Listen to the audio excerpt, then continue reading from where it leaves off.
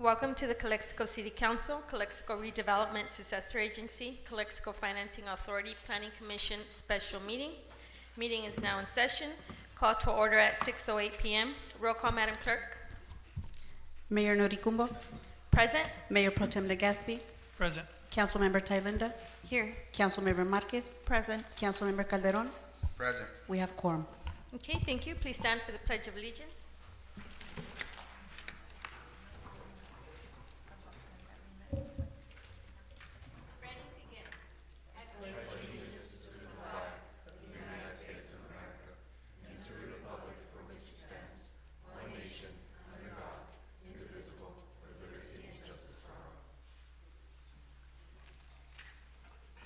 Okay.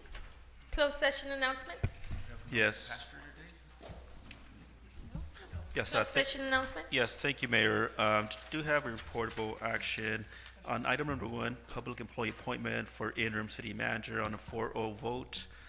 Councilmember Thailenda was not present at that point in time. Council voted to appoint Police Chief Armando Orozco as the interim city manager effective immediately. Also, I do have a report on the city manager search.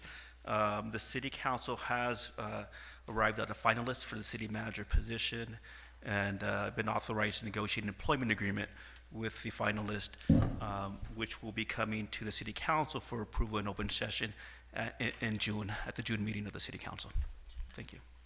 Okay, thank you. Approval of the agenda. Do you have a motion to approve? I'll make the motion. Do you have a second? I second. Roll call, Madam Clerk. Mayor Noricumbo, Yes. Mayor Pro Tem Legaspi, Yes. Councilmember Thailenda, Yes. Councilmember Marquez, Yes. Councilmember Calderon. Yes. Motion passes. Okay, thank you. Public comment? We have none. No, but, okay, we have none? So you're not gonna read, Carlos? The public comment? Oh, yes, that was public comment not to exceed 3 minutes. This is a time for the public to address the council on any item on the agenda. Please note that the city clerk will recognize you, and when you come to the microphone, please state your name and place of residence for the record. While members of the public are encouraged to participate, it is unlawful to disturb or delay the council meeting with personal slanders remark. Group commenters may be requested to limit their comments to 15 minutes. The city council is prohibited by law from taking action or discussing items not on the agenda. Please direct your questions and comments to the city council. Thank you. Okay, so do we have public comment? No, none. Okay, we'll move on to discussion and potential action items. Proposed annual budget for fiscal year July 1st, 2025 to June 30th, 2026. Do we have a presentation? Yes.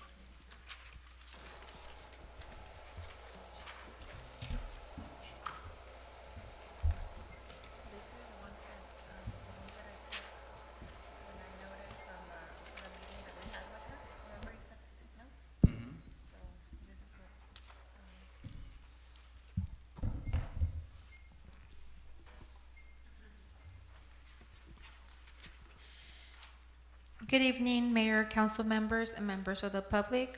Tonight, I'm presenting the proposed fiscal year 2025-26 annual budget. This budget reflects the city's continued efforts in maintaining essential services while staying fiscally responsible. Tonight, we'll walk through the highlights, the challenges, and the city's path forward. Muy buenas noches, alcaldesa, miembros del Cabildo y miembros del público. Esta noche presento el presupuesto anual propuesto para el año fiscal del 2025-2026. Este presupuesto refleja los esfuerzos continuos de la ciudad por mantener los servicios esenciales. Miembros, se conserva la responsabilidad fiscal. Esta noche revisaremos también los puntos claves, los retos y el camino que seguirá la ciudad. Citywide budget. The 2025-26 citywide budget proposes annual expenditures of $160 million. Capital projects make up the majority of the budget with $112 million allocated, which is 70% of total spending. This reflects the city's strong commitment to infrastructure improvements. $24 million is allocated in the city's general fund to fund core services such as public safety, administration, and community programs, representing 15% of the total budget. Enterprise and other operations, which include water, wastewater, and airport services, total $20 million, representing 12% of the overall budget. $4.5 million is budgeted for debt service, ensuring timely payments on outstanding bonds, approximately 3% of total expenditures. Overall, the proposed citywide budget reflects the city's continued commitment to delivering essential services, investing in infrastructure, and maintaining fiscal responsibility. Presupuesto General de la Ciudad. El presupuesto general se propone para el año fiscal 2025-2026 se contempla en un gasto anual de 160 millones de dólares. Los proyectos de infraestructura representan la mayor parte del presupuesto, con 112 millones de dólares asignados nombrados, lo que equivale al 70% del gasto total. Este refleja el firme compromiso de la ciudad con las mejoras en infraestructuras. Se asignan 24 millones de dólares al Fondo General de la Ciudad para finales servicios esenciales como la seguridad pública, la administración y los programas comunitarios, lo cual representa el 15% del presupuesto total. Los servicios empresariales y otras operaciones que incluyen agua, aguas residuales y el aeropuerto suman 20 millones de dólares, lo que se representa el 12% del presupuesto general. Se destinan 4.5 millones de dólares para el servicio de la deuda, lo que garantiza el pago puntual de los bonos pendientes, aproximadamente el 3% del gasto total. En general, el presupuesto propuesto refleja el compromiso continuo de la ciudad con la prestación de servicios esenciales, la inversión en infraestructura y el mantenimiento de la responsabilidad fiscal. General Fund Overview. The General Fund serves as a city's primary operating fund, supporting essential services such as police, fire, planning, building, library, recreation, a portion of public works, and city administration. The proposed general fund budget for fiscal year 25-26 is balanced at $24.1 million in revenues and expenditures, sustaining current service levels and projecting a modest surplus of approximately $14,957. Resumen del fondo en general. El fondo general es el fondo operativo principal de la ciudad y financia servicios esenciales como policía, bomberos, planeación, construcción, biblioteca, recreación, una parte de obras públicas y la administración municipal. El presupuesto que se propone para el fondo general en el año fiscal 2025-2026 está equilibrado con 24.1 millones de dólares en ingresos y egresos, lo que permite mantener los niveles actuales de servicio y proyecta un modesto superávit de aproximadamente $14,957. General Fund Balance Trend. The proposed fiscal year 25-26 combined general fund and Measure H budget maintains a $4 million operating reserve at June 30, 2026, meeting the city's 68-day reserve policy as stated on the budget resolution and recommended by state auditors. This budget continues to reflect fiscal stability following several years of reserve rebuilding and overall financial improvement. Tendencia del saldo del Fondo General. El presupuesto propuesto para el año fiscal 2025-2026, que combina el Fondo General y el presupuesto de la medida H, mantiene una reserva operativa de $4 millones al 30 de junio del 2026, cumpliendo con la política de reserva de 68 días establecida en la resolución presupuestaria y recomendada por los auditores del Estado. Este presupuesto continúa reflejando estabilidad fiscal tras varios años de reconstrucción de reservas y mejoras financieras generales.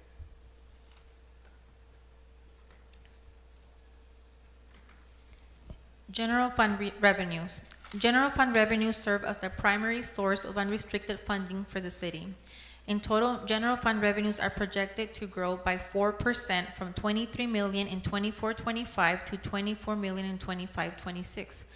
Property tax remains the city's largest revenue source and is projected to grow modestly from 7.4 million to 7.5 million, supported by a stable real estate market and a Prop 13 2% inflationary adjustment.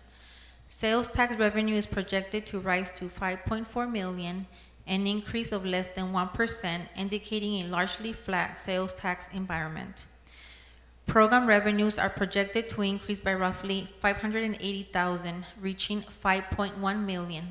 This growth stems from revenue generated by new alarm permit collection efforts, addition of a second fully funded school resource officer, the planned restart of the parking meter program, and increased rate in federal ambulance reimbursement rates. While revenue growth is steady, it remains cautious, with property, general fund sales tax, and Measure H sales tax revenues providing 65% of general fund resources. The 25-26 proposed budget cautiously limits new program spending to available revenues only to avoid the commitment of uncertain revenues. Ingresos del Fondo General. Los ingresos del Fondo General constituyen la principal fuente de financiamiento no restringido para la ciudad. En total se proyecta que los ingresos del Fondo General aumentan en un 4%, pasando de $23 millones en 2024-2025 a $24 millones 2025-2026. El impuesto predial sigue siendo la mayor fuente de ingresos de la ciudad y se proyecta un crecimiento moderado de 7.4 millones a 7.5 millones de dólares, respaldado por un mercado inmobiliario estable y el ajuste inflacionario del 2% conforme a la propuesta 13. Se proyecta que los ingresos por impuestos sobre ventas aumentan a 5.4 millones de dólares, lo que representa un incremento de menos de 1%, reflejando un entorno de ventas relativamente estable.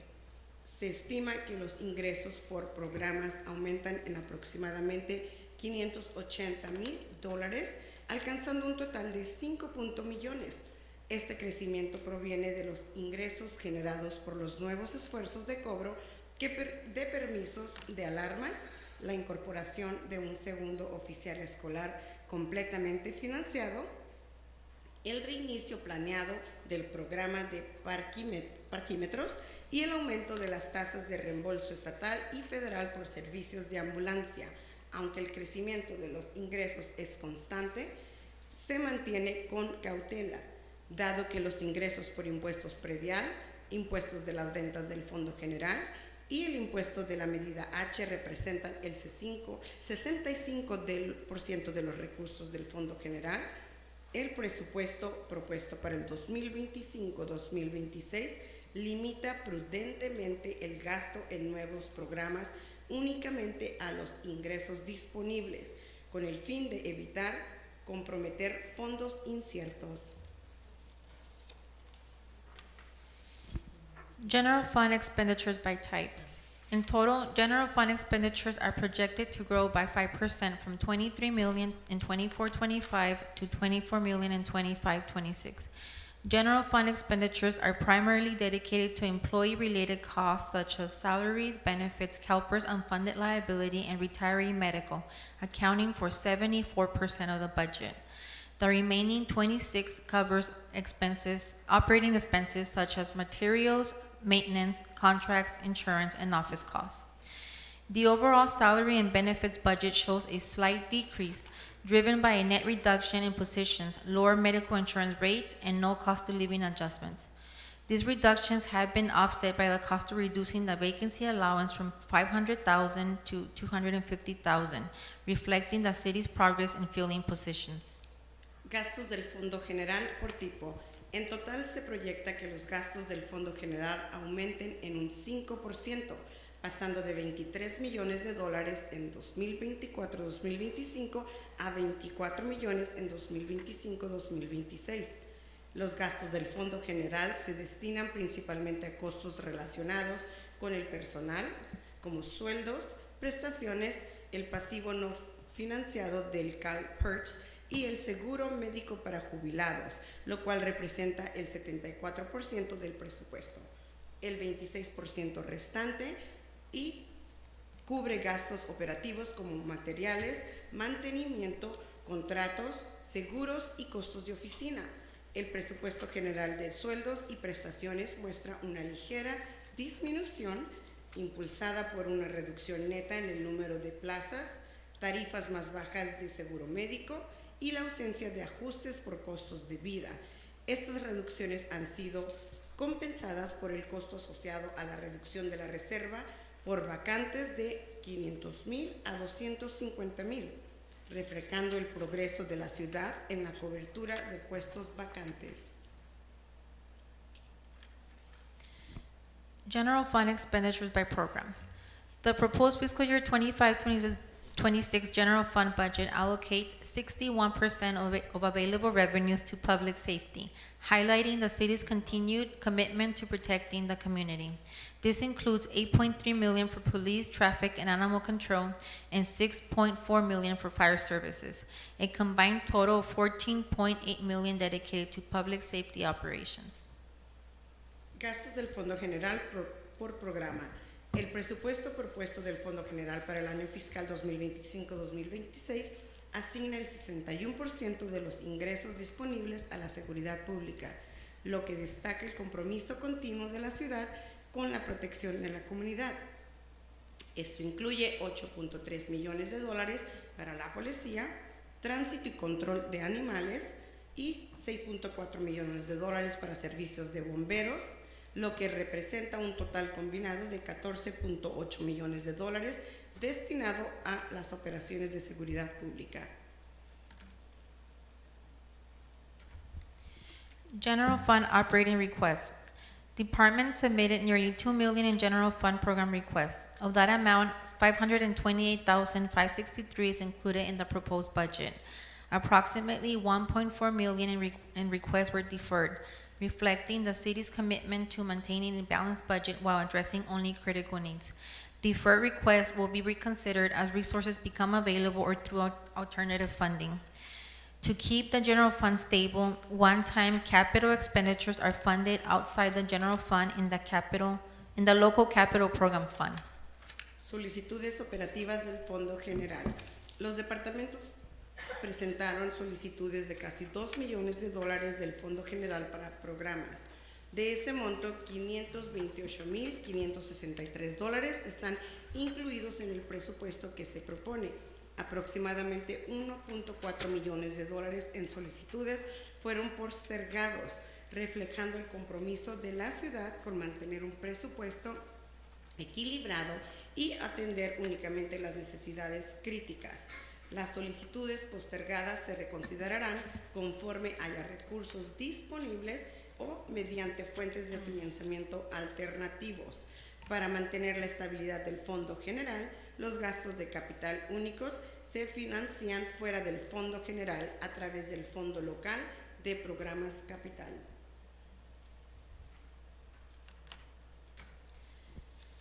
General Fund funded requests. This summary provides an overview of the items that are recommended for funding in the upcoming fiscal year. These recommendations are based on a careful assessment of current resource availability and reflect the city's efforts to prioritize needs while remaining within budgetary constraints. Solicitudes financiadas por el Fondo en general. Este resumen representa una visión general de los elementos recomendados para financiamiento en el próximo año fiscal. Estas recomendaciones se basan en una evaluación cuidadosa de la disponibilidad actual de recursos y reflejan los esfuerzos de la ciudad por priorizar necesidades mientras se mantiene dentro de las limitaciones presupuestarias. General Fund staffing trend. The proposed fiscal year 2025-26 budget includes a total of 123 positions in the general fund. Departments submitted requests for 17.5 new positions and proposed the elimination of 2.3 vacant positions, resulting in a net increase of 15.2 positions and an estimated cost increase of approximately $1.3 million. The proposed budget includes the addition of a second school resource officer position within the police department, fully funded by the school district that requested the support. The position will be reimbursed at a cost of approximately $128,000. The budget eliminates 2.3 vacant positions, with funding for 2 positions being shifted to contract professional services to maintain service delivery while long-term staffing is assessed. Tendencia de personal del Fondo General. El presupuesto que se propone para el año fiscal 2025-2026 incluye un total de 123 plazas en el Fondo General. Los departamentos presentaron solicitudes para 17.5 nuevas plazas y se propone la eliminación de 2.3 plazas vacantes, resultando en un incremento neto de 15.2 plazas y un aumento estimado de costos de aproximadamente 1.3 millones de dólares. El presupuesto propuesto incluye la incorporación de un segundo oficial escolar en el Departamento de Policía, totalmente financiado por el distrito escolar que solicite este apoyo. Esta plaza será reembolsada con un costo aproximado de $128,000. El presupuesto elimina 2.3 plazas vacantes y la financiación de 2 de estas plazas se transferirá a servicios profesionales o por contrato para mantener la prestación de servicios mientras se evalúa la dotación de personal a largo plazo. General Fund Staffing Request Overview.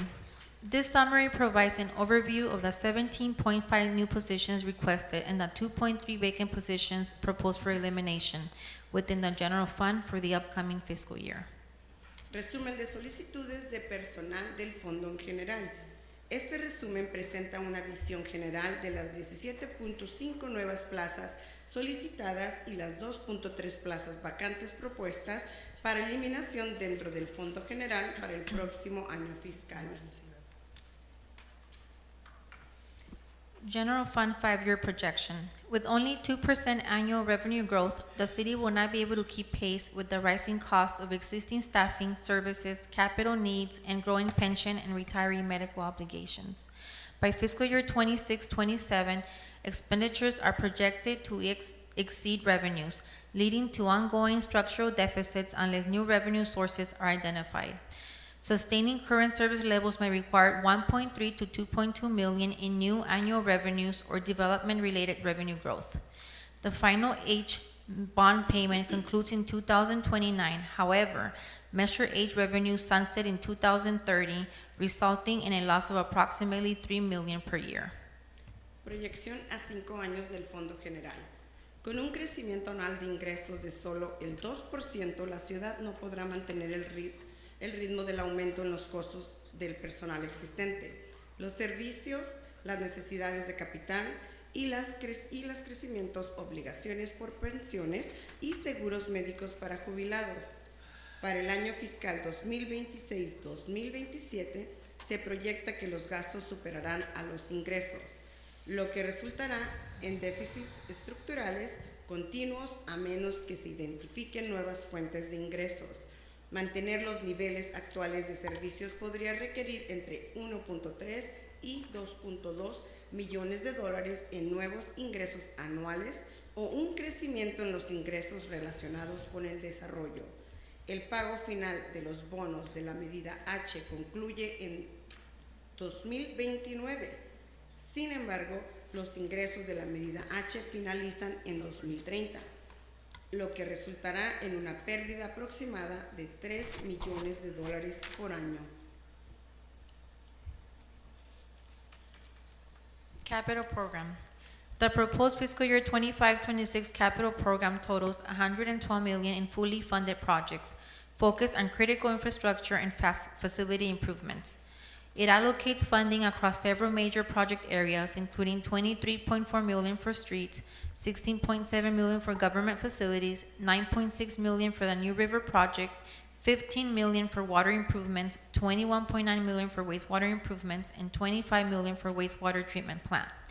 The city's fiscal year 25-26 capital program is funded through a combination of bonds, grants, fees, Measure D revenue, development impact fees, and reserves. The 25-30 capital plan totals $175 million across more than 170 projects. It is partially funded with some projects pending additional revenue sources, specifically the Water Fund, Wastewater Fund, and General Fund. Programa de capital. El programa de capital propuesto para 2025-2026 suma un total de 112 millones de dólares en proyectos totalmente financiados, enfocados en mejoras críticas de infraestructuras e instalaciones. Se asigna financiamiento a varias áreas principales de proyectos, incluyendo 23.4 millones para calles, 16.7 millones para instalaciones gubernamentales, 9.6 millones para el proyecto del Río Nuevo, 15 millones para mejoras de agua, 21.9 millones para mejoras en aguas residuales y 25 millones para la planta de tratamiento de aguas residuales. El programa de capital de la ciudad para el año fiscal 2025-2026 se financia mediante una combinación de bonos, subvenciones, tarifas, ingresos de la medida D, cuotas por impacto de desarrollo y reservas. El plan de capital 2025-2030 suma un total de 175 millones de dólares repartidos en más de 170 proyectos. Parcialmente financiado con algunos proyectos pendientes de fuentes adicionales de ingresos, específicamente de fondos de aguas residuales y fondos en general. Long-term operating debt. Pension and retiree medical obligations are creating growing financial pressure on the general fund. These costs are projected to increase by approximately $300,000 per year, constraining the city's ability to expand or sustain service levels. By 2029-2030, total annual cash flow requirements for these obligations are projected to surpass $6 million, significantly limiting budget flexibility. Deuda operativa a largo plazo. Las obligaciones por pensiones y seguros médicos para jubilados están generando una creciente presión financiera sobre el Fondo General. Se proyecta que estos costos aumentan en aproximadamente $300,000 por año, limitando la capacidad de la ciudad para expandir o mantener los niveles de servicio. Para el año 2029-2030, se estima que los requerimientos anuales totales de flujo de efectivo para estas obligaciones superen los $6 millones, restringiendo significativamente la flexibilidad del presupuesto. Enterprise operations. The proposed fiscal year 25-26 budget allocates $12.8 million to enterprise operations, which includes the water, wastewater, and airport operating funds. These funds are funded through user fees that support operations, staffing, debt service, and capital projects. Each program is facing financial strain under current fee structures in the proposed fiscal year 25-26 budget. Both water and wastewater programs are challenged to meet debt service and operating needs without increasing current revenues. The proposed water and wastewater budgets outline two scenarios to meet required debt service coverage. One, maintain current rates for the full year with a combined vacancy allowance expectation of $525,000, or two, implement a rate increase mid-year, January of 2026, allowing the vacancy allowance to be reduced to $90,000 combined. For future sustainability, it is not feasible to sustain these essential services under the current revenue structure. Therefore, a water and wastewater rate study has been deemed necessary and is included in the budget. The airport continues to face a budget deficit and is projected to require a $98,000 general fund transfer. The proposed airport fund budget includes a fee and hangar lease rate increase, along with the reallocation of half a vacant position to temporary staffing in an effort to reduce operational costs. Additional program restructuring is required for future program sustainability. Operaciones empresariales. El presupuesto propuesto para el año fiscal 2025-2026 nombra $12.8 millones a las operaciones empresariales, que incluyen los fondos operativos de agua, aguas residuales y aeropuerto. Estos fondos se financian a través de tarifas de usuarios que respaldan las operaciones, el personal, el servicio de la deuda y los proyectos de capital. Cada programa enfrenta presión financiera bajo las estructuras de tarifas actuales en los presupuestos propuestos para el 2025-2026. Tanto los programas de agua como de aguas residuales tienen dificultades para cubrir el servicio de la deuda y las necesidades operativas sin incrementar los ingresos actuales. Los presupuestos propuestos de agua y aguas residuales plantean dos escenarios para cumplir con la cobertura requerida de los servicios de deuda. 1. Mantener las tarifas actuales durante todo el año con una expectativa combinada de reserva de vacantes de $525,000 o 2. Implementar un aumento de tarifas a mitad de año, enero del 2026, permitiendo reducir la reserva por vacantes a $90,000 combinados. No es viable sostener estos servicios esenciales bajo la estructura actual de ingresos.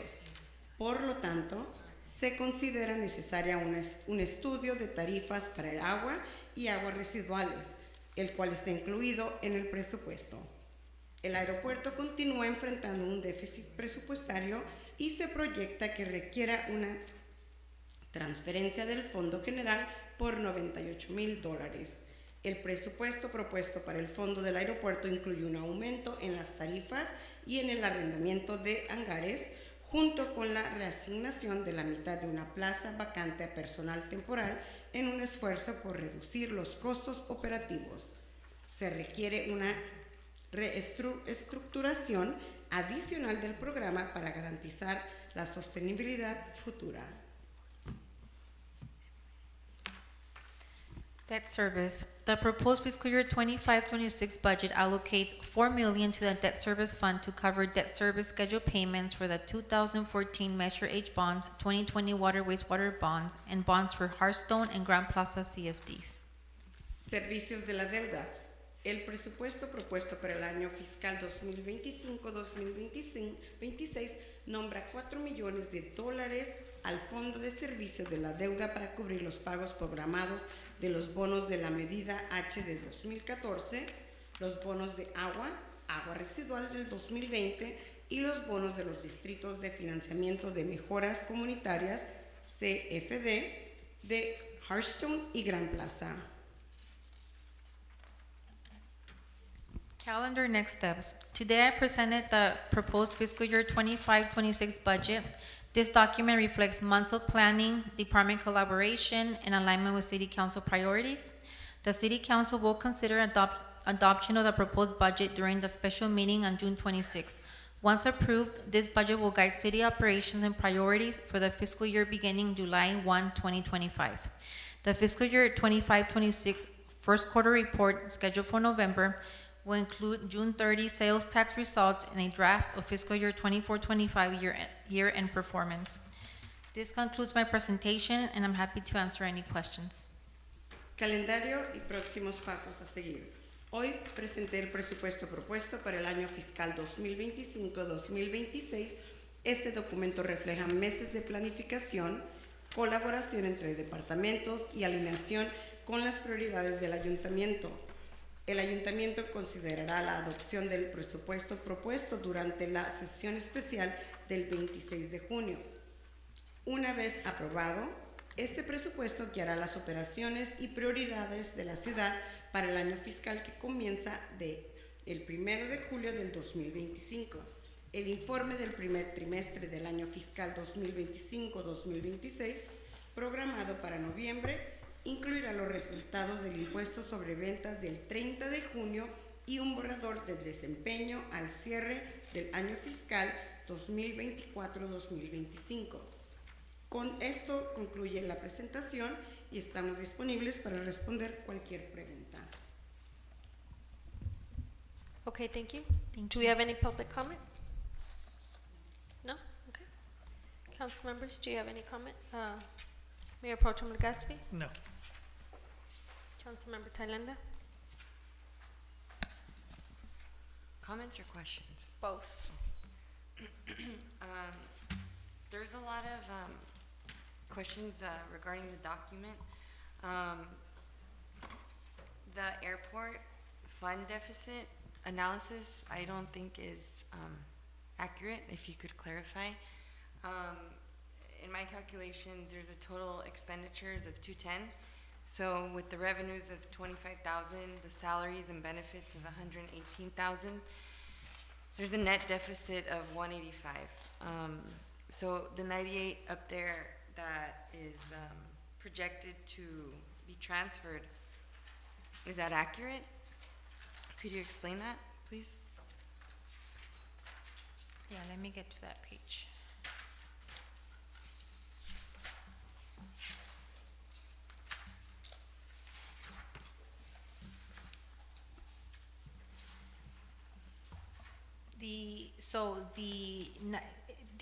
The revenue coming in, just out of operations is 327,658. Then you'll see a transfer in, that it says transfer in general fund of 98,000, so that makes the total revenue 425,658. And then your expenditures, are 419,419. So that means that at the end of the fiscal year, you're projected to have a small surplus of 6,239. So on page 9 of the document for... Oh, on page 9. Yeah, page 9. Your page 9 of the document shows otherwise.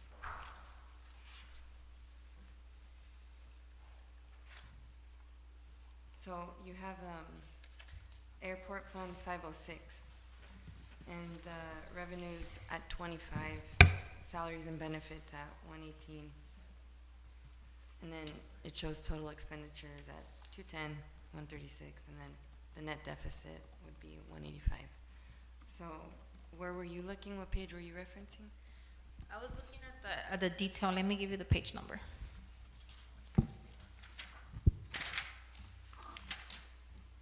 The page number is 161. And then let me go on to, there's about 7.2 mil in interfund transfers. Also on page 9 it shows that. But there's not a supporting narrative that discusses like why it's being transferred. So there's 7.2 million in transfers. And I'd like to understand how or why, and is it traceable? Where is it going? Yeah, you would have to go into each fund individually to see that transfer in and out. But if you want, we can If go you ahead and could, do a yeah, if you summary could, because you're that will showing it- explain each in and out. Yeah, 'cause Where, you're showing it on page 9 again in like the short summary of your staff report, and it to go through 177 Mhm, pages, yes, right? I And then understand. back and Uh-huh. forth and reference it. okay, There so, can be mistakes made. So I'd like clarification on that, on where the money's going. 'Cause that's a lot of money to be moving around. okay, we'll do that.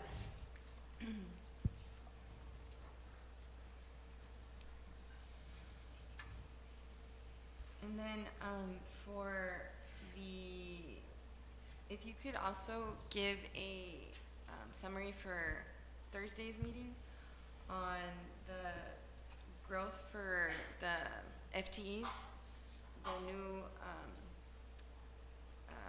positions that we're assuming are coming into the budget, because it looks like there may be increases. So is it like salary steps that are being increased because the salaries is going up, but not really to reflect how many positions are being hired? So the only position that is being included in the general fund is the school resource officer, and that one is 100% reimbursable by the school district. So we'll see the revenue coming in, it's 128,000, and then we'll see the expense. Well, actually, we'll see the expense first, and then we submit for reimbursement, and then they'll reimburse us. So when we account for it in the budget, it's accounted as a revenue coming in and an expenditure coming out.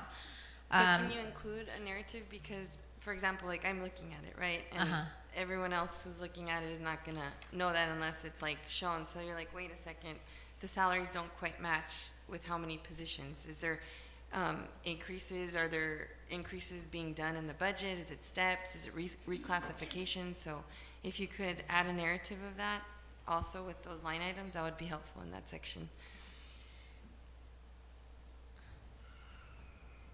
It's on page 9.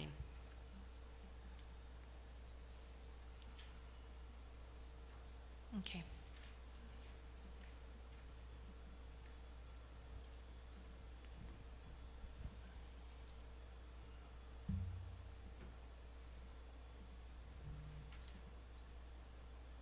Can I come back to because I have quite. Yeah. Councilmember Marquez? I want to go ahead and go back to page 25 under money and property. We do see a decrease of 33% due to the tower. Can you elaborate on that, please? Yes, so this is the tower, the water tower that we have right now that the city has. We receive rent from a few service providers, like cell phone service providers. We get revenue from Verizon and AT&T. So that revenue comes into the general fund. With the sale of the water tower that is happening right now, for purposes of looking forward, we did account for that revenue loss. It's about 95,000 more or less that we are going to lose in revenue because we won't be getting, since the tower will not belong to the city anymore, then we won't be getting that revenue. Let me interrupt. So I don't know anything about the sale of a tower. I know that they're building a new, not a water tower, but a new tower adjacent on city property where they're gonna put antennas, and the city will be receiving some rental funding from that. But where do you get the sale of the water tower from? I don't know if Carlos wants to explain.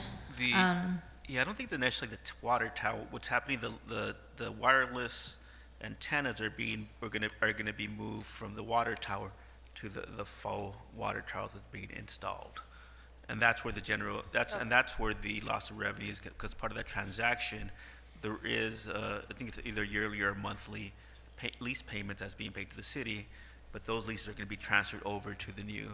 Right, because it's a smaller tower, they're gonna be less antennas, but we're not selling the water tower, not that I know of, right? I heard sale of the water. Yeah, I heard too, that's why I want to clarify that, we I don't, mean, are we Yeah, this is a transaction that apparently occurred like 5 years ago. I haven't been involved, and that's why I did ask Carlos to brief council, because I'm Who are not. we selling it to? There's a new about 5 years, Can you six. get closer to your mic so I can- About 5-6 years ago, there was an RFP. Well, it's not on the agenda, but 5-6 years ago, there was some structural issues that were identified on the water tower. At that point in time, the city assessed it and didn't have the money to repair it itself. As such, the city put an RFP on the table to get proposals from different either wireless carriers or operators to either come in and fix it, come in and build a new tower and move the antennas over. The city went ahead and approved an agreement with a company who would go in, and there's been different versions of this. This has gained a council a couple times over the last couple years. Eventually, the last proposal that city council approved was for them to come in, because initially, one of the proposals wasn't actually going to remove the water tower entirely. That was one of the proposals that had been approved by the city council, because they weren't going to be able to repair it to a point where it wasn't a hazard or an issue. Subsequent to that, they were able to save the water tower, and that's when the new concept of building essentially a new full water tower next door and move the antennas, that was the last proposal that the city council approved. And that came to council sometime last year. I don't have the exact date. okay, Director Coyne, can you fill in on the conversations we had today? Yeah, so just elaborating upon what our city attorney mentioned. The city did execute an agreement with SBA to go ahead and build the new lattice tower, 139-foot lattice tower. And they would transfer all the existing wireless tenants that are currently on our water tower to this new lattice tower. We would retain ownership of the water tower itself. They would do a little remedial work with the footings, because because I think that's the main issue, because it was damaged, of course, in the 2010 earthquake. But the agreement stipulates that in addition to a lump sum payment of about $900,000 to the city, they would also provide us with a share of the revenue for the leases on the new lattice tower.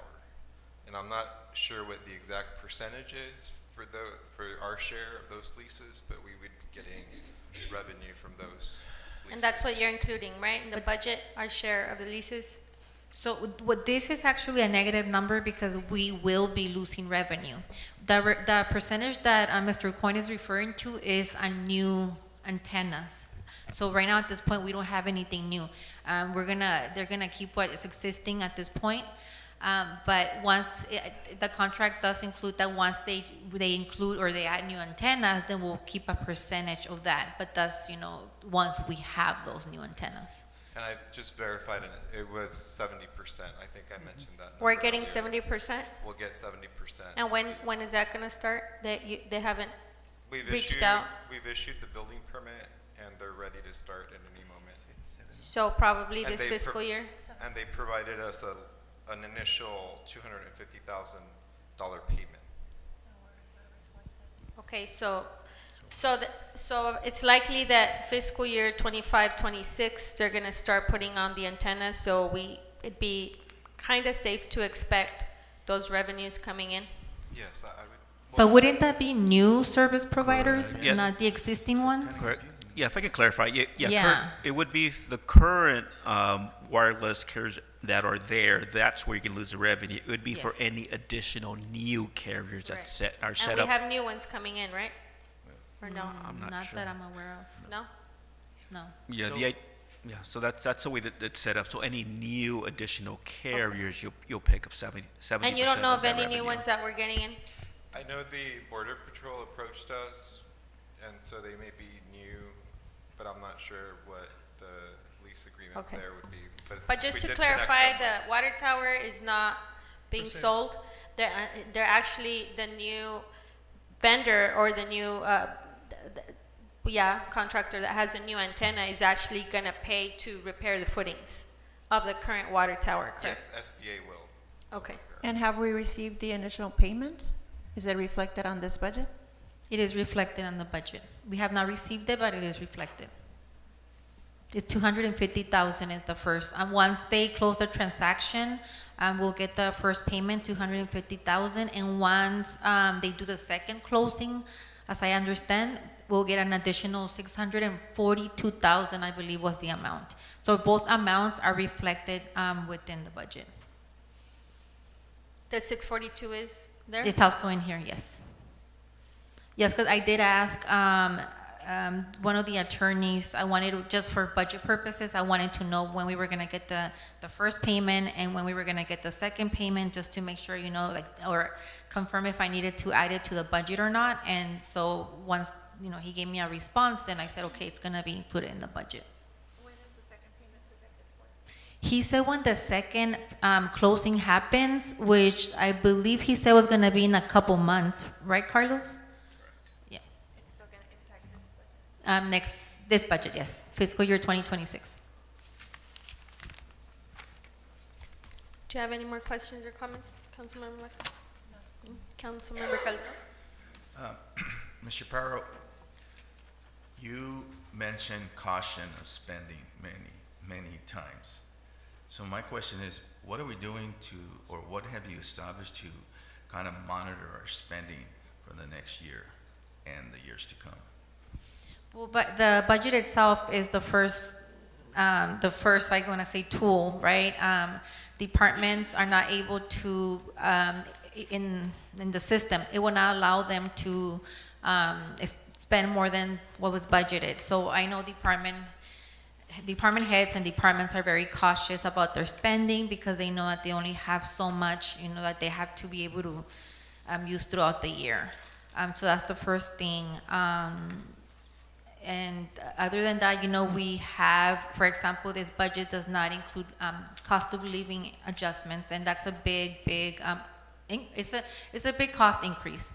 I know that employees have been getting COLAs for the last maybe 3, 4, 5 fiscal years, and this one does not include that because including a cost of living adjustment means that you're increasing salaries and you're increasing benefits. So it's a huge cost So there's increase. no COLA for this coming year? For the fiscal year 2026, there are no COLA adjustments. All right. Page 9, planning and engineering, there is no request from them, and yet we don't have an engineer. So, What page number, I'm sorry? 9? 9? Yes, Oh, on the slide. yes, on the, Okay. your presentation, that's what I'm looking at. Or am I reading it wrong? The planning engineering, yes, so what happened with planning and engineering, it says at the end, I guess the net difference is 0 because what happened was that they took 2 part-time positions that they had, which was a part-time engineering position and a part-time building inspector position. And because he wasn't able to fill those positions, he requested that instead of having those as positions, he wanted that to be moved over to temporary services or professional services. So it was a wash because the same amount that he had budgeted for personnel was moved over to a different line item, which was temporary staffing or professional services. Thank you. Page 10, we have $128,000. Is this the resource officer that we have now, or are we on the second one that we're gonna get? This is the second additional one that we're gonna get. And that's the amount that's gonna be reimbursed by the school district, 128,000. So we already have a MOU with the school district? Yes, I believe so, because we already have one CSO, right? Right now, we have a MOU for the one, and it's going to the school board to ask for the second one. So we don't have a second MOU yet. All right. We're also currently in discussions with San Diego State for SRO positions also. Since you have the mic, chief, the taser and cameras, don't we already have cameras? Yes, we do. So the contract's going to expire in December, and it's going to be an increase of $15,000 from what we're currently paying. So usually the contract's a 5-year contract, and currently we're paying between $90,000 to $100,000. And with this new contract, they're looking at about $115,000 per year. So that's what the increase you're looking at. Did we go out to bid on these things? Or? Well, no, we didn't go to bid for this one, as we already have current inventory and current infrastructure for these cameras. We're upgrading the system. Okay. And K-9 program, we don't have one yet, do we? Yes, we do. We do? We currently have a K-9 program. It's we're on our third year. We're on our 3rd year with the K-9 program. And is this for another K-9 or the one, just No, the this is existing one? this is for the annual training. Okay. So we have a vendor that comes in and does the certification that keeps the K-9 in certification for core purposes and for to keep the K-9 up to speed. Okay. I have no further questions. I do have one more. Our debt services, you mentioned several bonds. How are we doing with those bonds? So far, we've been able to make for example, the water, wastewater. We've been able to make those debt service. What percent are we at right now? I know last time we talked, it was 100%. At the end of this fiscal year, we're projecting, and actually you can see it on page.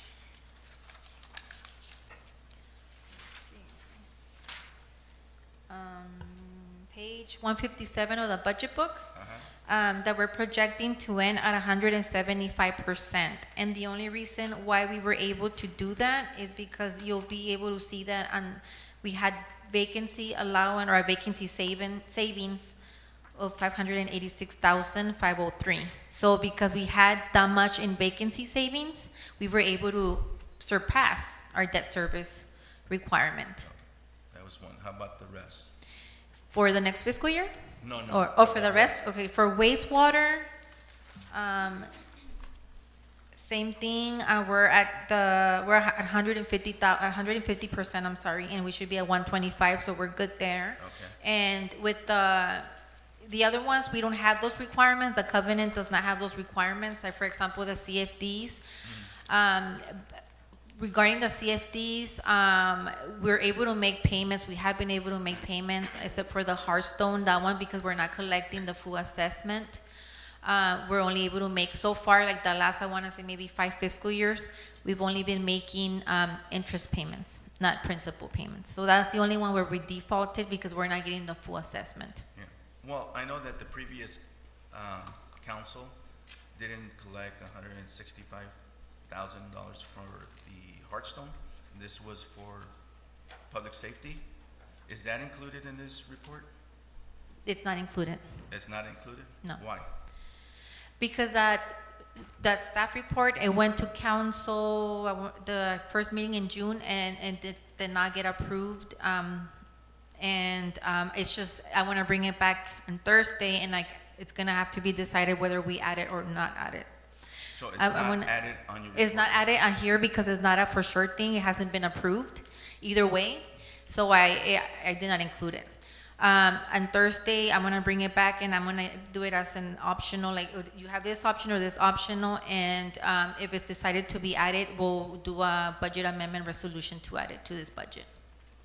Okay, and I know it's far-fetched, but Measure H will expire pretty soon. So have we had any talks as to what we're gonna do after Measure H is done? Because I know that that feeds a lot to our general fund, and once that is gone, we'll have issues with our funding. So I don't know if you had talks with anyone, but I think it's important that we continue to talk about it and visit it, because that is a lump sum of funding million. that the city will be losing when we lose Measure H. And that's all I have, and thank you for your report. Thank you. I do have, Well, I'll go around right now, Okay. again. So, okay, somebody asked a question about how we're going to monitor these finances coming entering this next fiscal year. One of the things that we had discussed at one of our budget meetings is having our finance commission get a report every month, and they were going to be doing the, cross-checking and ensure that we're on track. So I request that idea continue and see what's the best way of doing it, but they're willing to do it. They just need the information. So keep that in mind, please. Yes.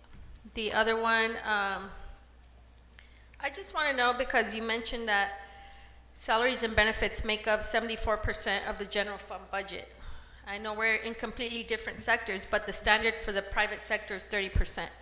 And I know this is public sector, but is 74% for salaries and benefits like a standard throughout cities? Because it seems pretty high.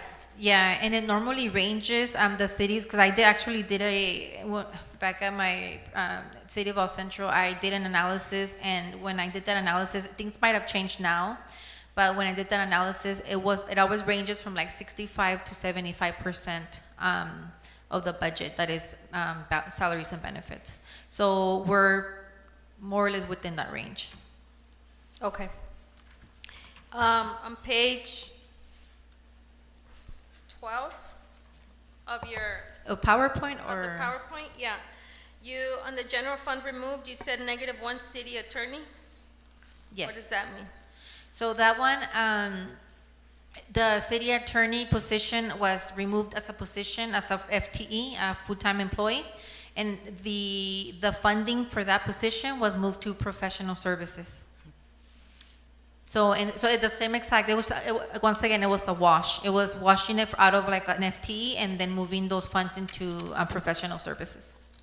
Okay, and then one of the other items that we spent a lot of time discussing at the budget meeting was a 13% projection from program revenues from ambulance and police. So I just wanted to reiterate that part of that very ambitious 13% are parking fees.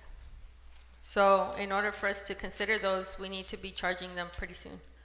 So we just want to make sure that we know how important that is to be able to balance the budget.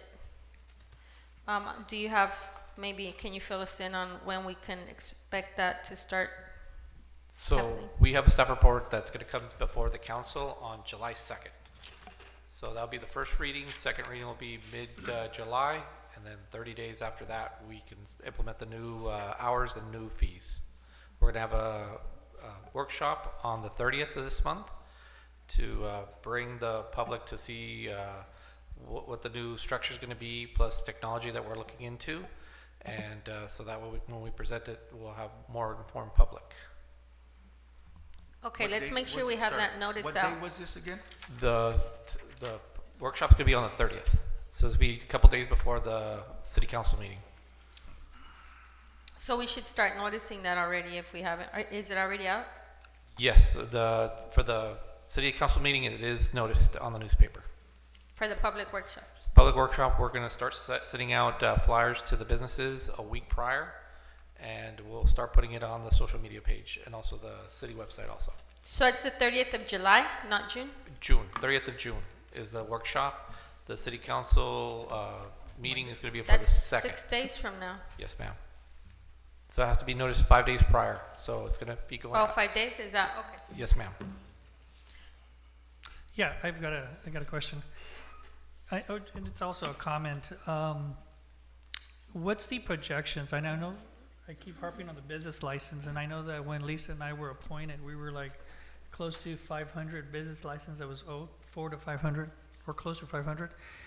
And what's your projection now that the business license are being paid for the 25-26?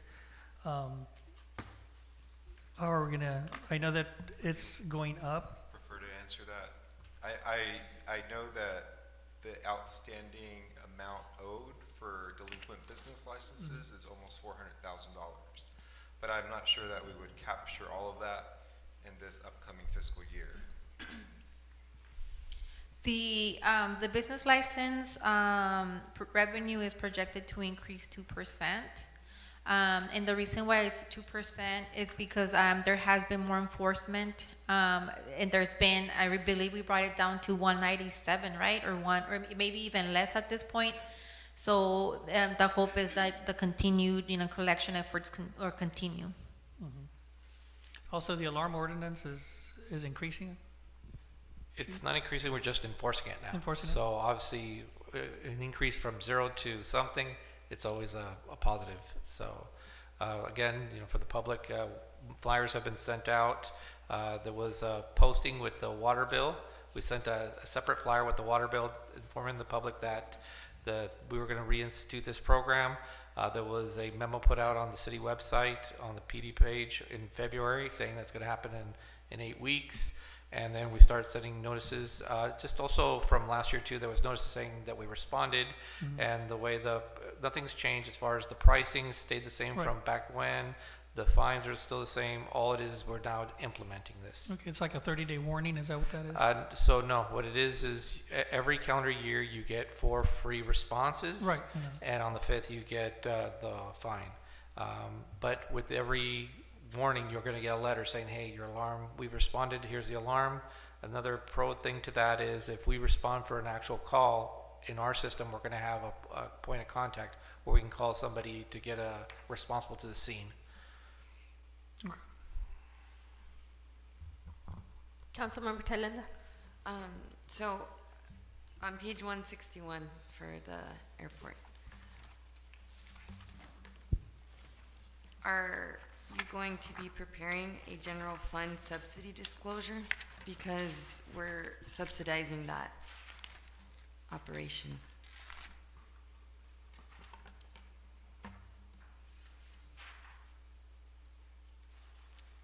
Has finance worked with the public works manager to create a plan? Because it's not sustainable. And if you start looking at the revenues and everything, there's not a surplus. It's a deficit. Yeah, because it would be a deficit if we were not putting 98,000 from the general fund. And even then, I question the numbers. So what is staff doing to bring to council because it's not sustainable? So far for this fiscal year, we did have a conversation. We did a small rental increase, and then we also reduced a half position. It's not a reduction, it's more of a reallocation from a FTE, a full-time employee, to temporary staffing, because our cost of a full-time employee is more than temporary staffing due to the cost allocation that we have to do for all the different benefits. And I'm going to interrupt. That should be disclosed somewhere on this page. That's why I'm asking if you're going to prepare the subsidy disclosure. It should be somewhere in this document. And in regards to, you said an increase to the rental fees. Has that been done, or is that just what's being injected in here? Because it looks like that's part of a projection, but it's not adopted. So the numbers are inflated. They're not true. Correct? It has not Correct. been It done, is right? it is the plan of to bring it next fiscal year. Correct. Yes, I'm working on a plan and I'll be bringing it to council. I have drafted an agenda staff report that I need our city attorney to review, which will be increasing the fees for the hangars that we have. In addition, as the director has said, we currently, for fiscal year 24-25, we have two permanent part-time fuel linemen. For fiscal year 25-26, we have reduced it by one. Currently, what we're doing is we have also reduced the hours of the permanent part-time employees. And then I'm also going to bring in some other options of maybe closing the airport on Saturdays instead of having it 7 days open, and other ideas that we have to increase revenue and reduce the operation and maintenance. Yeah, so this is been ongoing for many years, and you can see it here. And we dealt with it last budget, and then we get this before us, and everything that you're planning, that's wonderful, but it should have been brought, concurrently, because we're about to approve something that we don't know if we'll vote for the increase on the rental. I mean, if it's needed, it's needed, but we don't know how that's going to get approved, and then the numbers are skewed. So anyway, I'd like to see for the next meeting on Thursday, subsidy disclosure prepared for how we're going to work with this operation. And everything you just said, I'd like it included, an additional page, so it shows a plan, because there should be a plan on how we're going to remedy the situation. And there hasn't been. And so I read it and I see it, and based on the numbers, it's skewed and inflated. But if you give me the explanation, then I can understand, and I don't have to ask further questions, because it's there, and not only that, it's transparent. So if you could please include that, that would be great. Thank you. Ms. Valerie, before you leave, I have one question for you. Can you give us some history on the existing restaurant that was at the airport? Why was it closed? I mean, because we got property there we can actually rent. It would be like $25,000 probably a year on that property we were to rent it, but I don't know the history behind that cafe. Well, one of the longest tenants that we had was Rosa Plain Food. Yes. She decided to move to Imperial. So therefore, the city tried renting it out to a different vendor or business. But unfortunately, the restaurant needs a lot of work done. Therefore, whoever's going to be leasing that area, whether it would be the city or the tenant, would need to put in hundreds and thousands of dollars because of the AC and just the infrastructure. So since then, nobody has rented the airport, that building there. Thank you. Hundreds of thousands of dollars seems pretty high. Well, it's because it's not up to code. It was like a temporary structure, so they need plumbing, they need electrical, they need everything. As our building official went several years ago, and he said that it was not operable as it is. It's got like a big hangar, right? The restaurant is just a restaurant. There's 17 hangars, but those are on the north Yeah. side of the airport. Okay, Councilmember Marquez? I wanted an update on the ambulance fees. Are those being considered on here? The ambulance fees, we're currently in negotiations with Whitman Billing. I know we're currently at 9.75 and they came back at 5.25. And I had mentioned that we're looking closer to 4.75, go low. And I just emailed them again today to see where we're at, but that's 4.5% that we're already gonna be saving for the upcoming years to come. As far as the EMS billing and whatnot, we still haven't pushed the EMS study to see where we're at. We are collecting more. I think it's 1,300 per call, and like Ms. Chaparro had mentioned, we're getting more from Medicare and Medicaid back on reimbursement, so that's why you see those higher numbers.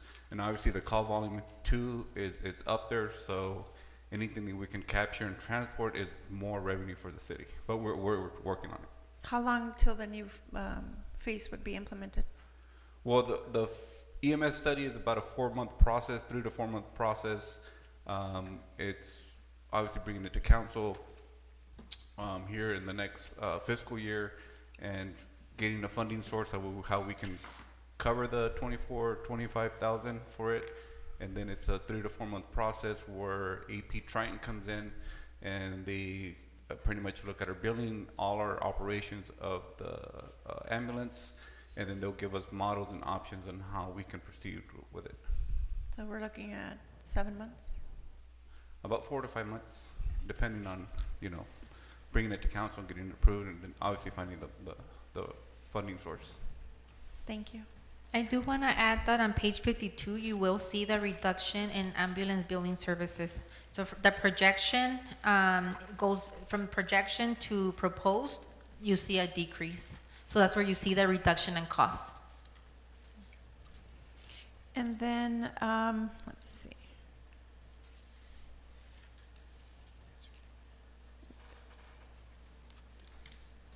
No, I think that's all I have right now. I guess I'll just wait till the end for that. Okay, Councilmember Calderon? I think we're Okay, I have a question, going back to the airport. So we've been subsidizing the general fund has been subsidizing the airport for the past 3 years. Well, if we include this upcoming year and then 24-25 and 23-24. And I agree with Councilmember Thailenda that we need to figure out a plan to where this isn't happening.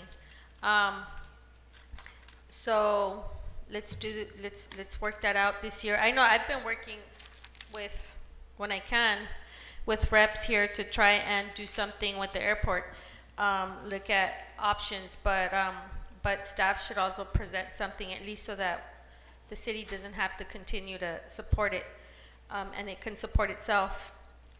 But I had a question on contracts and professional services.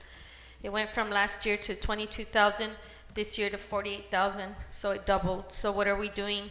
What professional services are we having to pay for this year that we didn't last year?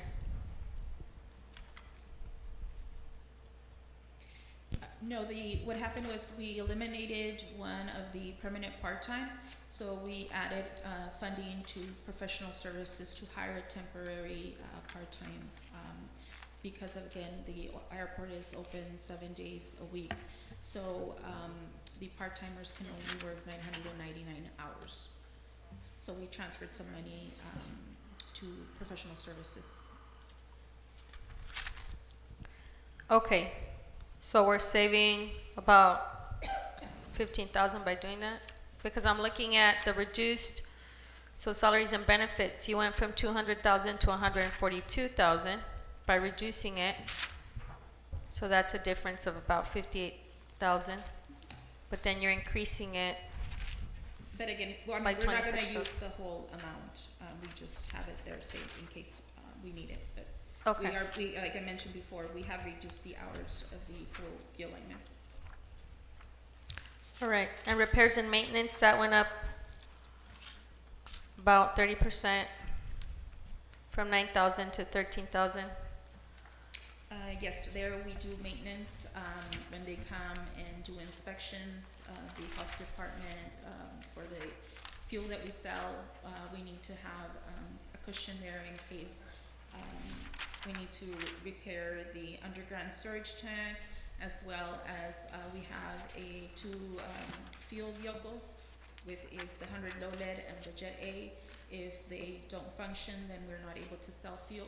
So there has been an increase in actually in all of our budgets when it comes to materials, supplies, equipment, repairs.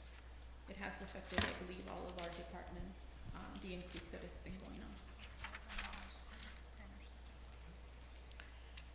Okay, well, it's just, just be, I guess, out on the, or put on notice that since this is a department that has been costing the city for the past 3 years, everything's going to be looked at, scrutinized, obviously.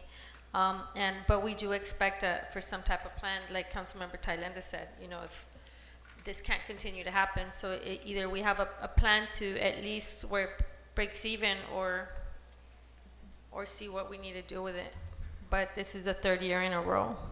I'm sure everybody knows. Mayor Pro Tem Legaspi. No, that's it. I mean, I just wanted to, going back to the police department. Thank you, Lily. The administrative fee, just a quick reminder. I know that we're like one of the lowest ones here in the city.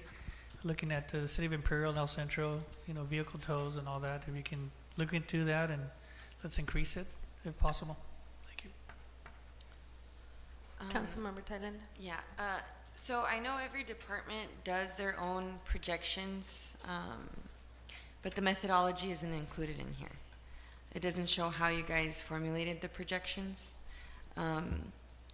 If you could include the methodology per department on how they formulated their projections, and maybe even show the formulas. I want to say last budget we talked about that, so if it could be included here, like the formula method for projections, that would be helpful, so we can, as a council, see if the projection methodology is one acceptable to us.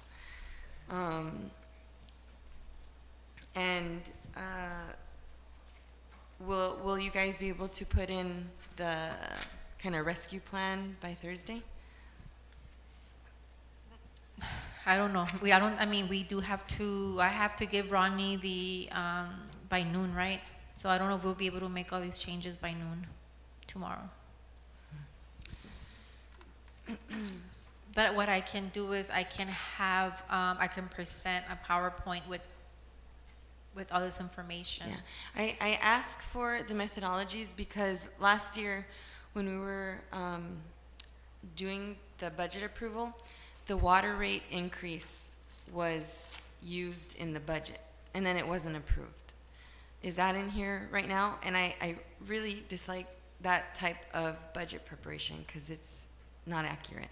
Is that reflected anywhere here? We have two scenarios. We have one without and one with. 6 months of an increase. And that's what I was seeing. So that's what the 6 months mean because you have it in the notes. So if looking at just looking at the water fund, looking at page 157, you'll see where it says with current rates, meaning there has been no increase to the rates, and then you'll see with 6 months new rates. That's assuming that there's a rate increase effective January 1 of 2026. So you'll see both scenarios. Yeah, and that's why it's important, at least for me, that the methodology is included because it just says 10% in 6 months. And I only assume that it's that, but it's not clear or really transparent that that's what the assumption and the projection is based off of. So it's important that that's included. And why are we assuming we're hiking up the rates? That's up to staff. That's how they do their projections. That's why we need to know how they're doing their formulas. Well, what I'm noticing is that in your projection with the new rates in 6 months, that difference, you're adding it to salaries and benefits. And that's what I mentioned in the presentation, that the difference is because we are not able to sustain services at the current rates, And I've always said, you know, what keeps us, our saving grace, I'm gonna say, has been salary savings. So the difference between one scenario and the next one is salary savings. With one, we have a higher expectation of salary savings. So then for example, I know this fiscal year, knowing that we were in risk of not meeting that debt service, you held off on filling positions because of the fact that we know that we are at risk. So then if there's no rate increases, then for next fiscal year, then Lily has to do the same again next fiscal year, not fill positions. Okay, but so what I'm getting is the proposal for a water rate increase would not have anything to do with operational costs, with materials, with repairs, with contracts, with insurance, with land lease, none of that. It would just 100% exclusively be for salaries and benefits. That's what I'm seeing.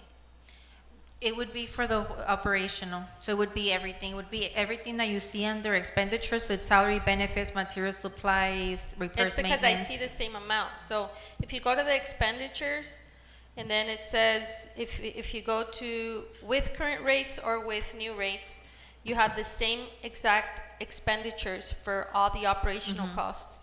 The only thing that changes is salaries and benefits. But that's because we have to make, if we know that we're not gonna raise rates, we have to make a conscious effort to not fill positions. That's the only way to reduce operational expenditures. That's the only way, because everything else, like materials, services, contracts, you know, those are items that you have to pay, that you don't have a choice to pay. The only place where you can, or I guess the only cost that you can control is salary and benefits, and we have to make that effort to not fill positions.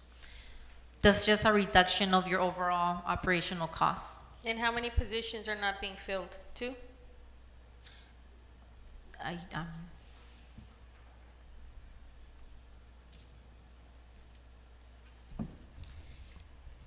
We have to, there's certain positions that are divided with the general fund, the water and wastewater. For example, the salary allowance or the salary savings that we have is because we haven't gotten a public works director / city engineer, where water and wastewater pay about 66% of their salary. We haven't been able to fill an engineering technician because, again, water and wastewater fills in portion of their salary. I was not able to get one water meter. I was also not able to get one water operator. At the wastewater treatment plant, I have also some positions that have not been able to fill. I think it was labor. So there's several positions that we haven't been able to fill. So that salary has helped us to meet the debt service percentage. But they're funded, they're just not filled? They're funded, but they're not filled. So that's where you see the negative for fiscal year 24-25, 586,000. As the director stipulated in the budget, you'll see that they provided 2 options. Option number 1 is just with the current rate. So in order for us to meet the 125% debt service, out of the salaries, we have to basically not fill positions that will be 350,000 for this year. Now, if we were to get the rates in the next 6 months, effective January, then positions will be filled, but we won't be able to spend 90,000 of the salary and benefits. So not all positions will be able to be filled.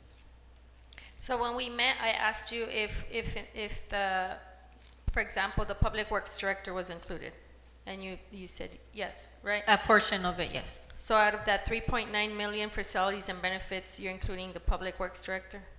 Yes, and you can see the allocation of positions on the FTE listing, which is on starts on page 12. And you'll see right there, like some line items will have, like for example, if you want to look at that specific, position, you go to page 14, and you'll see Public Works Director, and the allocation is 0.35, meaning that 0.35 is out of the general fund, And then you'll see the rest of the allocation in the water wastewater.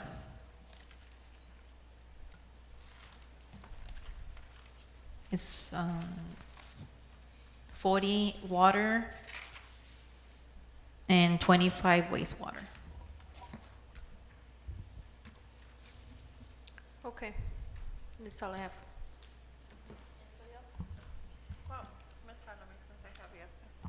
So for Public Works, I do see that there was an ask for park maintenance, 105,000. What would this include? Well, I requested a lot of money for parks. I requested an additional 3 laborers. I also requested an increase in operation and maintenance for various green areas that we have recurring use for, that are constantly in need of irrigation updates or parts. We also have new areas, like for example, the New River Parkway that needs funding to us to replace the lights that unfortunately either have been vandalized or broken. So we did request several items as well as vehicles, but those were deferred, I believe. And the reason I'm asking it's because it says here irrigation maintenance. So Yeah, so it's not just that, right? It's more than that? Well, it's irrigation, lighting. We have also some parks that have restrooms that, we need to replace faucets. So it's a variety of items. Thank you. Anybody else have any more questions? I have a question.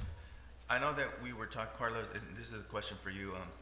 They were talking about, we have a lot of contracts that we contract out, like for instance, our services, Xerox services and so forth. Are we going out to bid for these services?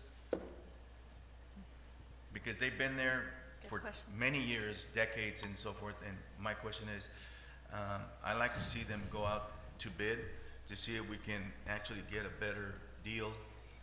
Because we've been stagnant as far as we rolled the contract over when we don't even go out for bid to see if we can get a better service for our money. So what's the status on that? I mean, from what I've seen in other departments, if it's a recurring vendor, because our policy allows us to continue to use, if it's for I think consulting services, you can continue to use that vendor, but it does say that I guess the policy makes a suggestion that we should go to bid every 3 years, but it's not mandatory. So from what I've seen, some contracts are not going to bid after 3 years. Well, and maybe that's good. Maybe we can get a better service. So I would think that we hold every contract to 3 years and then go up for bid. I mean, we have some that have 10, 12 years. So if we can do that, I mean, I think 3 years would be more than enough to see if we're getting the right service.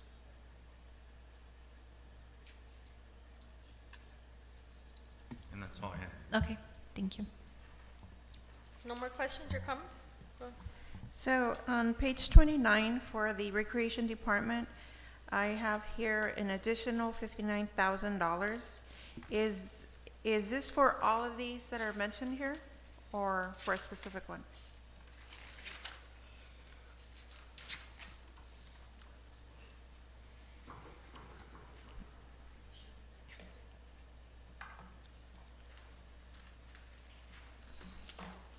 Right here, the 59,000 here.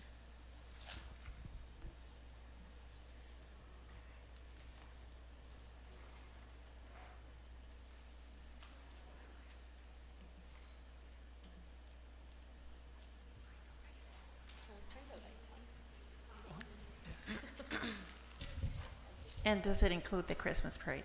Yes, it will include the Christmas parade. Let me just make sure what else it includes. Thank you.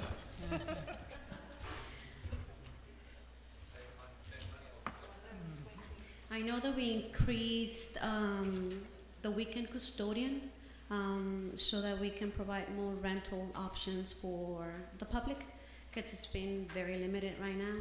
That's another one.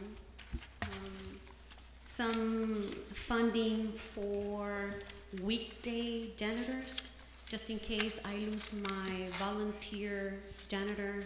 I have some funding, extra funding that I can utilize to clean the facilities, not on a daily basis, but at least once or twice per week until I get another volunteer to clean the premises. Let me see what else is being funded.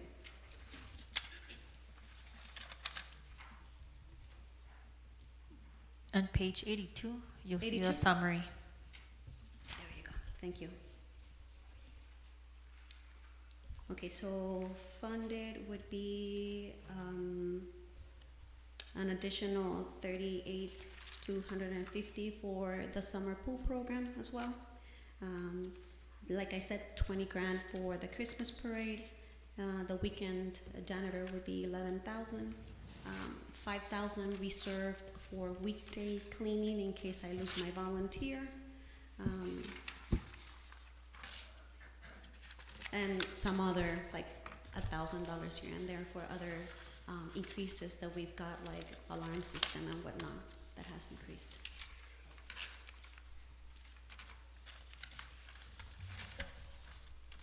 Before you leave, I just want to publicly thank you. I had the opportunity to tour the community center, and it's a complete different community center. No graffiti, the ceilings are white. I invite all of you to go and see it. The floors are shiny. I mean, I can go on, and it's completely different than it was a month ago. So thank you, and I also thank Mr. Solano for all the hard work that he's been investing in that program that we have that has thousands of our citizens attending. So thank you again, Ms. Gerardo. Thank you for the comment. Yeah. Will do. Ms. Falome, did you request any additional funding for downtown cleanup? Because that's really lagging. I saw that you were requesting for parks, but is there anything for downtown cleanup?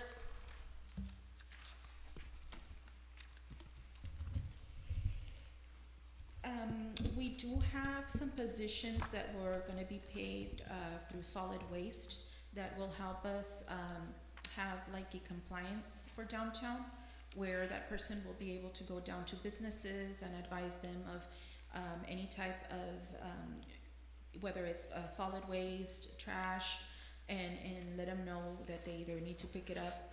In the next city council meeting, I don't know if I made it to the agenda, I will be providing an informational item that Councilman Marcus requested about when staff is going to go downtown to do at least once a month. The city, as well as Republic Services and our contractor for street sweeper, we're going to go downtown to pressure wash the alleys. So we are working on a plan. As for improvements for downtown, we do have in our CIP some funding that we are projecting for next fiscal year to about $400,000, I believe, to do improvements in the downtown, but not for this fiscal year. That have to do with cleaning? No, but it's more of improvements, not so much for cleaning, because it would be the general fund that would need to pay. So it's either we clean downtown or we clean the parks through the general fund. Can we balance it out? I mean, because I saw a lot of people I just saw a lot of new people for parks, and although I understand parks need a lot of attention, so does downtown. That's like our gateway, that's our front door. I will remind in the informational item that I have created that we do have a municipal code that clearly states that it is the businesses and property owners that need to clean the sidewalks and the alleys. It's not all just the city. The property owners do have to help us out in making sure that alleys and sidewalks are clean. And it's chapter 12.8 of our Muni Code. So who enforces that then? Well, we should be enforcing it. I know code enforcement helps us out in doing so, but Hopefully getting the solid waste compliance officer, they can also assist us in making sure that the businesses are cleaning their area around their business. Okay, thank you. Lily, I had a meeting with the Republic. Are we receiving $831,000 a year from them? We receive, it's like a three payment. One is around $55,000 that goes into our streets department because of their vehicles using our street. Then we also receive $10,000 for the downtown. That helps me pay for a temporary staffing. And then we also receive, is it 30,000, which goes to code enforcement. So we are receiving funding from Republic Services for. They gave me the figure of 831,000. So sounds correct. And that goes to downtown with code enforcement, hirings, and so forth. 10,000 for code enforcement. I think another 30 for I'm sorry, 10,000 for downtown. I think around 30 for code enforcement, and then the 50 for the streets division. Okay. And that 800 and some thousand, Ms. Chaparro, that's allocated as it should be to take care of downtown? The 825,000? 831. Yeah, I mean, I want to make sure that those funds are actually being applied for those things. They are? Oh, yes, they're in here, they're in the budget. Yeah, it's on As revenue. 281. You'll see it there. Yes. Any more questions? Councilmember Talenda? No, there's some things that I'll verify with Ms. Chaparro, and then can we submit to you and make it public, like questions that we have for next budget? If I can get them to you so that, the members of the public want to see what we're asking, because it's a lot of documents, a lot of pages, and I pulled some information, and on page 96 it's not matching up, so that's one thing that I'll get to you for Thursday, and I'll have that information to make it public on page 96. Any other questions, comments? Yeah, I guess if you have anything that you want brought up for next meeting. Well, it would just be a recommendation for future budgets. I think that we need to make sure that we're allocating ourselves at least 8 weeks in advance, where we're able to go group by group and review all the items that you're listing with the council. I know that this is the way that it's done in other cities, so I think in order for them to answer all of our questions, it would be very beneficial for us if we can see department by department. And that way, I know that it's usually done between the city manager, the mayor, and mayor pro tem, but I think we can include the rest of the council so that we can see line items and then be able to be more specific about the questions that we're posing and the answers that we're getting. And that way we can only concentrate on one department or maybe 2 at a time instead of trying to bombard them with all of these questions that they might not have answers to. So just, for future recommendations, I feel that we should really plan this out. I felt that this was rushed, and it's not something we should be rushing. It should be something that we're really looking into. Thank you. Okay, noted. Okay, Councilmember Calderon, anything else? I have nothing, thank you. I wanted to ask aside from us, and this is just moving forward, that we start using or practicing a zero-based budgeting mechanism instead of just going off of what we did last year and going off of that and see who needs more, because I think that's where we can find a lot of the money. I know it's more work, but I think that's how we can better allocate some funds, because it's the right thing to do. We need to start from zero.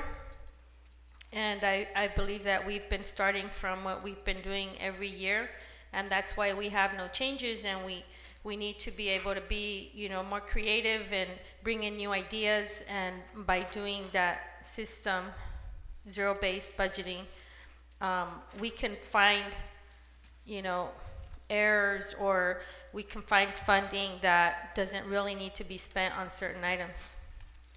So just kind of look into that, and that's something I would like to see next year. I also feel that it gives the departments Yeah. the opportunity to More speak entitlement, yeah. towards what they need, and we can better understand if they need more funding. Okay, nothing else? You, well, can you, do you have a public? We have a, huh? We had one for general comments. Okay. it's Just fine. allow it? Yeah.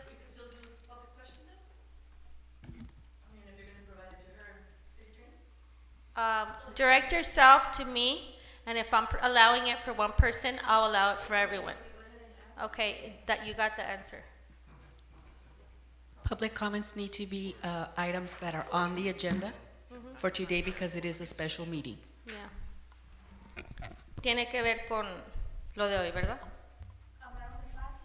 Correct. No, tiene Yes, que ser first- budget, con presupuesto. Okay. So that's fine, we can hear what they have to say.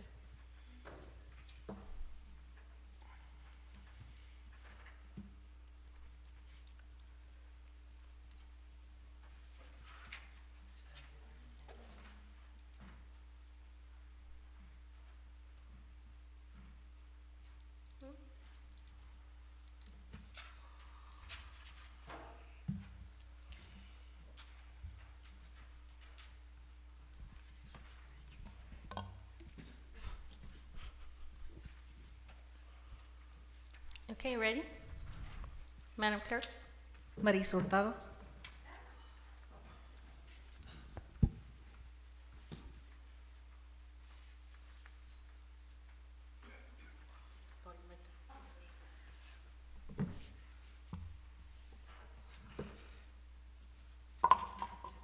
Good afternoon. The question was is that when we were looking at annual revenues, I know that Mr. Daniels, before he, during this period of time, he was tasked with a review of the cannabis revenues. And we know that we were very concerned because back when cannabis started, the city had promised the citizens that it would be $1 million of revenue. Remember that? And that wasn't achieved. So right here where the revenues are, I see that you have the different categorizations, which are the property tax, the sales tax, other general revenues and program revenues, and Measure H transfer. Given that we are within the possibility of continuing with the investigation as to why cannabis became such a loss for the city, would we be able to know exactly what revenues by a breakdown? Because this only, is it bunched up? What are the projected revenues and where can we find that? If you wanna, if you, Ms. Chaparro, so there's a 3-minute thing, so let her ask all the questions and then you can answer after. So the question was is that how can the citizens know where exactly our cannabis industry is at? Do we know if we will continue the investigation with regard to that failed industry? It's been quite a while, and again, it was a proposal of $1 million. I don't see it here, but because our last city manager had brought that up as an investigative concern as to how we brought up that industry and how that industry has taken advantage right now of the citizens. So I think that is a suggestion. We probably want to know that as far as what's happening, because we do need to consider as a city the benefits, and if it really did benefit as a community, and if not, then I think we should also consider, city attorney, to consider legally going after these businesses that, as told before, they are taking advantage of our community. But I think we need to be very transparent with that industry. It seems as if, you know, we're not recognizing that that was a failure economically, and today we probably wouldn't be fighting about our parks because we'd have those $1 million that were promised to us, which ended up being pretty difficult for our community.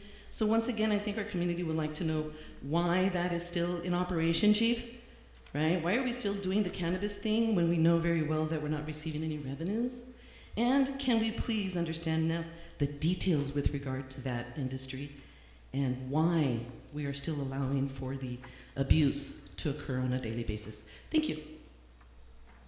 Okay, thank you. Ms. Chaparro, if you could answer the revenues regarding to the cannabis, the questions about an investigation, there's no such thing, that's just gossip, so please answer the other question. Regarding you being able to see the detail for the cannabis, if you look on page 25, you'll see a more detailed, I know that on page 23, you'll see a summary of the revenues, but then starting on page 25, you see, yes, 25. You see a breakdown of the revenues, and you'll be able to see the line item for cannabis.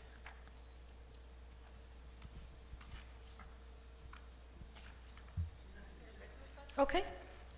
Under it says, under the category business license, but then you see business license for business license itself, and then you see cannabis, and you'll be able to see it's going down. It has been going down, yes.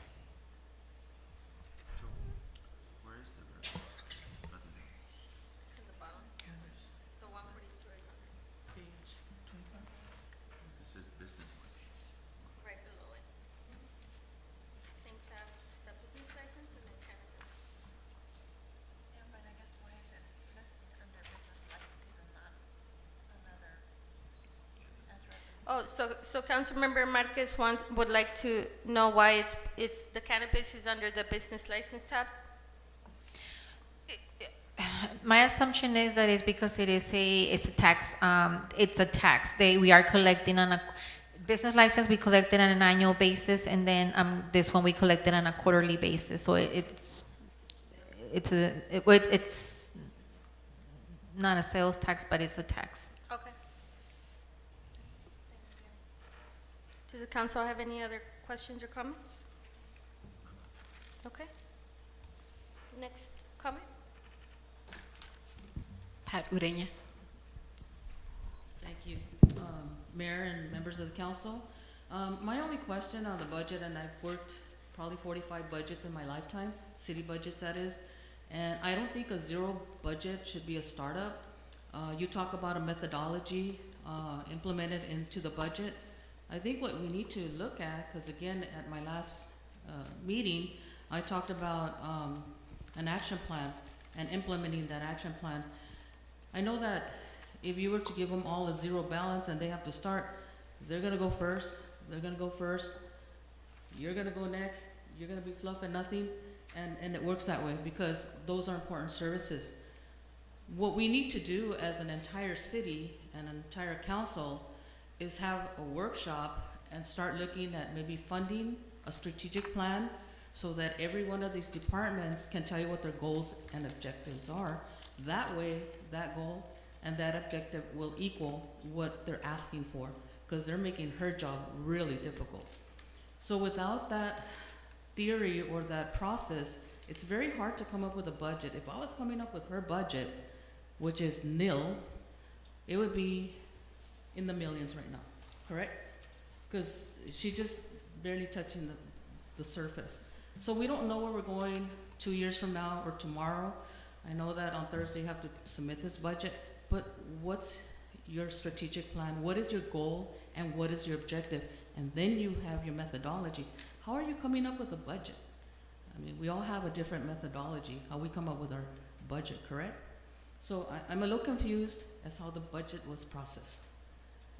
As a commissioner, I wanted to throw some input and ask for the world, because then they're just gonna give you a penny. But at least you asked. All right.